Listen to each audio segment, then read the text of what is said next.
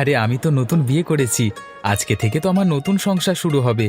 এখন আমি আমার নতুন বউয়ের জন্য বড় বড় দেখে কয়েকটা মাছ কিনে নিয়ে যাই। নতুন বউ নিশ্চয়ই বড় মাছ পেলে খুব খুশি হবে। কিন্তু বউয়ের জন্য কটা মাছ নেব কিছুই তো বুঝতে পারছি না। কি হে ভাই মদন, দাঁড়িয়ে দাঁড়িয়ে কি এত ভাবছো গো? মাছ নেবে তো মনে হচ্ছে। তা বলি কি, কটা মাছ দেবো তোমাকে? একটা মাছ নেবে নাকি দুটো মাছ নেবে? আসলে দাদা, আমি তো নতুন বিয়ে করেছি। নতুন সংসার হবে আমার। নতুন বাজার করছি। সাথে নতুন মাছও কিনতে এসেছি। এখন মাছ যে কিনবো, কিন্তু কটা মাছ কিনবো সেটাই তো জানি না। একটা কিনবো নাকি দুটো কিনবো সেটা কিছুতেই বুঝতে পারছি না। এ তো দেখছি একেবারেই পুরোটা মদন। হ্যাঁ, নতুন বিয়ে করে দেখছি এখনো বোকাই রয়ে গেছে। যাক বাবা, ওকে একটু বোকা বানিয়ে আমি নরম মাছ দুটো বিক্রি করে ফেলি। শোনো হে মদন, তুমি তো নতুন বিয়ে করেছো। তা তুমি একজন আর তোমার বউ একজন, মোট দুজন তোমরা। এবার একটা মাছ যদি তুমি একা খাও, তাহলে তোমার নতুন বউ তো না খেয়ে থাকবে। শোনো, আমি বলি কি, তুমি দুটো মাছ কিনে নিয়ে যাও। একটা তুমি খাবে আর একটা তোমার বউকেও খাওয়াবে, কেমন? আরে তাই তো দাদা, আপনি তো ঠিক কথাই বলেছেন। ঠিক আছে, আপনি তাহলে আমাকে বড় বড় দেখে দুটো মাছ দিয়ে দিন। একটা মাছ আমি খাবো আর একটা মাছ আমার নতুন বউ খাবে। হে হে। এই তো বড়শিতে মাছ টোপ গিলেছে। এবার ওকে দুটো নরম মাছ হাতে ধরিয়ে দিই। কি হলো দাদা, আমাকে দুটো মাছ দাও। হ্যাঁ রে ভাই মদন, এখনই দিচ্ছি। এই শোনো হে ভাই মদন, তোমাকে গুনে গুনে বড় দেখে দুটো মাছ দিয়েছি, বুঝলে? একটা তুমি খাবে আর একটা তোমার নতুন বউকে খাওয়াবে। এখন মাছ দুটোর জন্য আমাকে 200 টাকা দাও। আচ্ছা দাদা, ঠিক আছে। আপনাকে আমি এই এই 200 টাকাই দিচ্ছি।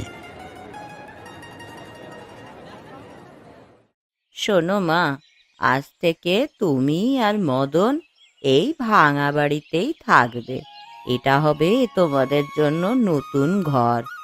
আজ থেকে তোমরা দুজনে মিলে এই ঘরে নিজেদের সংসার পাতবে, বুঝলে? আচ্ছা, ঠিক আছে মা, কিন্তু ভাঙা ঘরে আমরা ঠিক মতন থাকতে পারবো তো? আরে না গো মা, তুমি থাকতে পারবে। এটা ওই আসলে নামেই ভাঙা ঘর, কিন্তু ভেতরের কোনো দেওয়ালে কোনো ভাঙাচোরা নেই গো। শুধু চাল দিয়ে একটু মাঝে মধ্যে বৃষ্টি নামলে জল পড়ে, এই আর কি। ও আচ্ছা, ঠিক আছে। আমি তাহলে আপনার ছেলেকে বলে দেব, সে যেন একটা ঘরামি এনে ওই চালের ফুটোটা সারিয়ে তোলে। আচ্ছা মা, ঠিক আছে। তুমি মদনকে একটা ঘরামি নিয়ে আসতে বলো, তাহলে চালটা ঠিক হয়ে যাবে। আমি তাহলে গেলাম।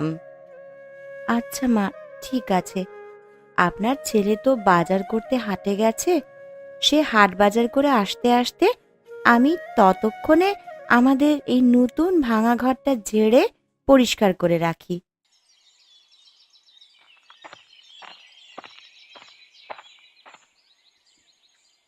এই রতন, ওই দেখ, গ্রামের বোকা মদনটা দুটো মাছ কিনে বাড়ি ফিরছে। চল, এই মদনের থেকে ধান্দা করে একটা মাছ কেড়ে নি। মাছ কেড়ে নিবি, কিন্তু কিভাবে? মদন যদি আমাদের মাছ না দেয়, তাহলে আমরা কি করে নেব? ও মাছ দেবে না? ওকে বোকা বানিয়ে মাছ কেড়ে নেব। বেটা, এমনিতে বোকাশোকা হলে কি হবে? মাথায় সামান্য বুদ্ধিও আছে। আমার কিন্তু একটু চিন্তা হচ্ছে, যদি ধরা খেয়ে যাই। তুই কি যে বলিস না রতন, তোর বন্ধু সুজন থাকতে তোর কিসের এত চিন্তা শুনি? তুই এখানে অপেক্ষা কর। দেখ, অন্য কেউ যেন আমাদের না দেখে ফেলে। ততক্ষণে আমি গিয়ে মদনের থেকে একটা মাছ ধান্দা করে নিয়ে আসি। হিয়া। হ্যাঁ, তাহলে তুই যা। আমি ততক্ষণ এখানে দাঁড়িয়ে দাঁড়িয়ে পাহারা দিই। দেখি গ্রামের কোনো মানুষ আবার আমাদের যেন দেখে না ফেলে। একবার দেখে ফেললে তখন কিন্তু চোর বলে দুজনকে ইচ্ছে মতো পেটাবে। ঠিক আছে, তুই তাহলে এখানেই থাক, আমি এক্ষুনি যাব। আর বোকা মদনের থেকে একটা মাছ নিয়ে এক্ষুনি চলে আসবো। হ্যাঁ, কিরে মদন, তুই দুটো মাছ নিয়ে কোত্থেকে ফিরলি রে? তোকে তো আজকাল দেখাই যায় না ভাই। শুনেছি তুই নাকি নতুন বিয়ে করেছিস। আগে হ্যাঁ দাদা, নতুন বইয়ের জন্যই তো বাজার থেকে দুটো মাছ নিয়ে এলাম। মাছ দুটো দেখে তো বেশ বড় মনে হচ্ছে। তা এত বড় মাছ খাবি কি করে? কি যে বলো না দাদা, নতুন বিয়ে করেছি তাই একটা মাছ আমার বউ খাবে আর একটা আমি খাবো। আরে ধুর বোকা, তোকে শুধু শুধু লোকে বোকা বলে নাকি? এত বড় বড় দুটো মাছ তুই আর তোর বউ একা খেতে পারবি না। শোন, একটা মাছ তুই আর তোর বউ মিলে খাবি, আর একটা মাছ ফেলে দিবি, কেমন? বেশি খেলে যে নতুন বউয়ের পেট খারাপ করবে, তখন দেখবি অসুস্থ হয়ে গেলে হাসপাতালেও দৌড়াদৌড়ি করতে হবে। কি বলছো দাদা, পেট খারাপ, হাসপাতাল? না না থাক, তাহলে একটা মাছই নেব। কিন্তু দাদা, একটা মাছ কি আমরা দুজনে খেতে পারবো? আরে হ্যাঁ রে বেটা, তুই তো বোকা তাই জানিস না। শোন, একটা মাছ তোরা দুজনে খেতে পারবি, আর বাকি মাছটা ফেলে দিস, কেমন? আচ্ছা শোন, একটা কাজ কর, তোকে কষ্ট করে ফেলতে হবে না, তুই বরং একটা মাছ আমাকে দিয়ে দে, আমি যাওয়ার সময় নদীর ঘাটে ফেলে দেব। আচ্ছা ঠিক আছে, তাহলে এই এই নাও, তুমি একটা মাছ নাও। ঠিক আছে মদন, তুই তাহলে এবার সোজা বাড়ি চলে যা, আর তোর এই মাছটা আমি এবার নদীতে ফেলে দিয়ে আসি, কেমন? আচ্ছা ঠিক আছে দাদা। কিরে, তুই তো পুরো ফাটিয়ে দিয়েছিস ভাই। বেটা মদনকে সত্যি সত্যি মদন বানিয়ে একটা মাছ নিয়ে এসেছিস। তোকে আমি বলেছিলাম না যে যে করেই হোক ওই মদনকে বোকা বানিয়ে একটা মাছ নিয়ে আসবো। এই দেখ, একটা বড় মাছ বাগিয়ে এনেছি। এবার চল, এই মাছটা বাজারে নিয়ে আমরা বিক্রি করি। আজকের মতো পকেট খরচ হয়ে গেল, এবার জলদি করে চল, মাছটা বিক্রি করে কিছু টাকা হাতিয়ে নি। হ্যাঁ রে, এই জন্যই তো মদনের থেকে মাছটা নিয়ে আসলাম। এবার বাজারে চল।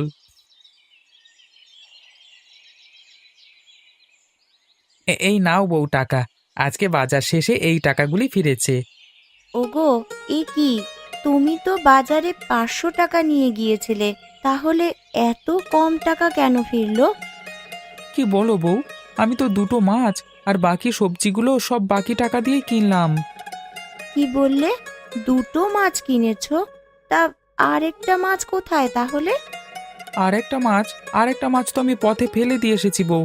ওই যে আমাদের গ্রামের রতন আছে না, ও বলল আমাদের দুজনের নাকি একটা মাছই হয়ে যাবে, তাই তার কথায় বাকি মাছটা আমি রতনদাকে দিয়ে এসেছি। রতনদা নিশ্চয়ই মাছটি নদীতে ফেলে দিয়েছে, তাই না? হায় হায়, এসব তুমি কি বলছো? গ্রামের ওই বখাটে রতন তো তোমাকে বোকা বানিয়ে একটা মাছ নিয়ে গেছে, এদিকে মাছ বিক্রেতাও তোমাকে বোকা পেয়ে নরম মাছ দিয়ে দিয়েছে। বলো কি বউ, ওরা আমার সাথে এমনটা করতে পারলো? আগে যদি জানতাম ওরা তোমাকে বোকা বানাবে, তাহলে আমি তোমাকে কখনোই বাজারে পাঠাতাম না। আজ হলো আমাদের সংসারের প্রথম দিন, আর আজই কিনা ওরা সবাই তোমাকে ঠকালো? না না, ওদের সবাইকে একদিন আমি উচিত শিক্ষা দেব, এই কথা আমি আজ বলে রাখলাম। আরে ও বউ, তুমি রাগ করো না গো, রাগ করলে যে তোমাকে খুব সুন্দর লাগে। হয়েছে হয়েছে, ওই বোকা হয়ে ঠকে এসে এখন এসব কথা বললে আর চলবে না। দাঁড়াও, তোমাকে আরো কিছু টাকা দিচ্ছি। হতচ্ছাড়াগুলো আমার স্বামীকে বোকা পেয়ে সব সময় টাকা পয়সা যখন যা পায় তাই হাতিয়ে নেয়। না, আর হবে না। নতুন বউ হিসেবে ওদের একটা উচিত শিক্ষা দিতেই হবে, নয়তো ওরা আমার স্বামীকে বোকা বানাতেই থাকবে। এই তো বুদ্ধি পেয়েছি, এবার দেখবো ওরা কিভাবে নিজেদের ফাঁদে নিজেরাই পা দেয়। ওগো, এই টাকা দিয়ে ঘরামিকে নিয়ে এসো। ঘরের চালে যে ফুটো হয়ে রয়েছে, এটা ঠিক না করলে বৃষ্টির দিনে যে ঘরে জল পড়বে। আচ্ছা ঠিক আছে বউ, আমি তাহলে এখনই গিয়ে ঘরামিকে নিয়ে আসছি। দাও, টাকাটা আমার হাতে দাও। এই শোনো, টাকা দেওয়ার আগে আমি তোমাকে ভালো করে বলে দিচ্ছি, এই টাকা যেন কোনোভাবেই অন্য কাউকে না দাও। এই টাকাটা শুধু ঘরামিকেই দেবে, বুঝলে? আচ্ছা ঠিক আছে, এবার দাও টাকাটা। বউ বলে দিয়েছে এই টাকাটা সোজা ঘরামির হাতে দিতে হবে। এবার যদি বোকামি করে অন্য কাউকে টাকাটা দিয়ে দিই, তাহলে বউ নিশ্চয়ই আমাকে অনেক বকবে। না না, এবার কোনোভাবেই বোকামি করা যাবে না, সেই সাথে এই টাকা অন্য কারোর হাতে দেওয়া যাবে না।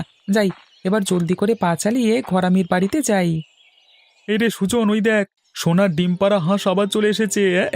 সকালে তো ওর কাছ থেকে একটা মাছ ধান্দা করে নাস্তা পানি খেলাম, এবার ওর হাতে কিছু টাকাও দেখছি রে। তো এবার ওর টাকাগুলো ধান্দা করে নিবি নাকি রতন? হ্যাঁ রে, তার বলতে হয় নাকি? আরে মদনের মতো এত বোকা মালের থেকে ধান্দা করা যে খুবই সহজ। ওর মতো একদম হাঁদারাম এই গ্রামে আর আছে নাকি? চল, মদনের হাত থেকে টাকাগুলো ধান্দা করে নিয়ে আসি। হি হি। এই না না রতন, সকালবেলায় তুই মদনের থেকে ধান্দা করেছিস, কিন্তু এই দুপুরবেলায় আমি এবার মদনের কাছ থেকে ধান্দা করবো। হিয়া। তুই পারবি তো সুজন? হ্যাঁ, দেখিস তোর কারণে যেন আবার আমাদের মতো চোরেদের মান সম্মান না চলে যায়। পারবো না মানে? আলবাত পারবো। তুই এখানে দাঁড়িয়ে দাঁড়িয়ে দেখ আমি কি করে মদনের থেকে টাকাগুলো ধান্দা করে নিয়ে আসি। আরে ভাই মদন, এই দুপুরবেলা তুই কোথায় যাচ্ছিস? আর বলো না সুজনদা, নতুন বউ কিছু টাকা হাতে দিয়ে বলল ঘরামিকে ডেকে নিয়ে আসতে। আমাদের ঘরের চাল আবার ফুটো হয়ে আছে তো, সেই চালের ফুটো ঠিক করতে হবে। ও এই কথা। তা তুই ঘরামির বাড়ি ঠিক মতো চিনিস তো মদন? এই যা, আমি তো আসলেই ঘরামির বাড়ি চিনি না। তাহলে বউ আমাকে ঘরামি আনবার কথা বলে টাকা দিল কেন? এখন আমি কি করব? এখন তোকে কিছুই করতে হবে না মদন, শোন, তোর যা করবার আমি করে দিচ্ছি। তুই শুধু টাকাগুলো আমাকে দিয়ে বাড়িতে গিয়ে আরামে ঘুমাবি। না না সুজনদা, এই টাকা আমার বউ কাউকে দিতে মানা করেছে। এই টাকা আমি তোমাকে কিছুতেই দেব না। আচ্ছা ঠিক আছে, তোর টাকা তুই রাখ। দেখি তুই ঘরামির বাড়ির ঠিকানা কি করে পাস।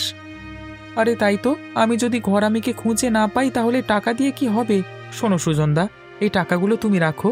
এবার আমাকে বলো ঘরামির বাড়ি কোথায়? আরে হ্যাঁ হ্যাঁ, বলছি ঘরামির বাড়ির রাস্তাটা হলো এখান থেকে সোজা 10 কদম যাবি, এরপরে বাম দিকে 5 কদম ঘুরবি, তাহলেই ঘরামির বাড়ি পেয়ে যাবি। হি হি। তোমাকে ধন্যবাদ রতনদা। এভাবে তাহলে আমি ঘরামির বাড়িতে যাই। হ্যাঁ রে বোকা মদন, যা যা, তোর যেখানে ইচ্ছে সেখানেই যা। আর আমি তোর নতুন চকচকে টাকা দিয়ে সুজনের কাছে যাই। 3 কদম, 4 কদম, এই হলো গিয়ে 5 কদম। এই রে, আমি কোথায় এসে পড়লাম? এটা তো পুকুর। হায় হায়, পুকুরের জলে যে একেবারে ভিজে গেলাম গো। ওগো, তুমি ওখানে কেন? তোমাকে তো আমি ঘরামিকে নিয়ে আসতে পাঠিয়েছিলাম। তুমি পুকুরের জলে নেমে কি করছো? ওগো বউ, আর বলো না, ওই রতন আমাকে বোকা বানিয়ে টাকাগুলো নিয়ে নিয়েছে। আর আমাকে 1 কদম 2 কদম করে এগোতে এগোতে এই পুকুরের জলে এসে নামিয়ে দিয়েছে। আমি জানতাম ওরা তোমাকে আবারও বোকা বানাবে, তাই এবার একটা বুদ্ধি বের করে তোমাকে পাঠিয়েছি। আমার বুদ্ধিটাও কাজে দিয়েছে। শোনো, তুমি কোনো চিন্তা করো না। এবার উপরে উঠে এসো, আমি নিজেই তোমার সাথে গিয়ে ঘরামিকে ডেকে আনবো। দাঁড়াও বউ, আসছি। ও বউ, ওরা তো সব সময় আমাকে বোকা বানিয়ে যখন যা পারে তাই নিয়ে নেয়। এখন আমি কি করব বলো? তুমি কিন্তু আমার উপর রাগ করো না বউ। আরে না না, তোমার উপরে কেন রাগ করব? তুমি তো একটা সহজ সরল মনা মানুষ। আমি তো রাগ করব ওই হতচ্ছাড়াগুলোর ওপর। না না স্যার, কসম করে বলছি স্যার, এই টাকাগুলো আমাদের না, এই টাকাগুলোই মদনের। চুপ কর হতচ্ছাড়া, তোরা এই গ্রামে জাল টাকা লেনদেন করেছিস। তোদের আমি 14 শিকের ভাত খাইয়ে ছাড়বো, আর একটাও মিথ্যে কথা বলবি না। ছেড়ে দিন স্যার, দয়া করে আমাদের ছেড়ে দিন। ও বউ, এটা কি হলো? ওদেরকে পুলিশে নিয়ে যাচ্ছে কেন? এটা হলো তোমাকে বোকা বানানোর শাস্তি।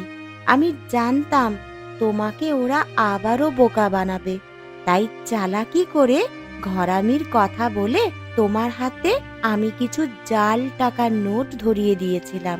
সেই টাকা ওদের কাছে পেয়ে পুলিশ ওদেরকে ধরে নিয়ে যাচ্ছে।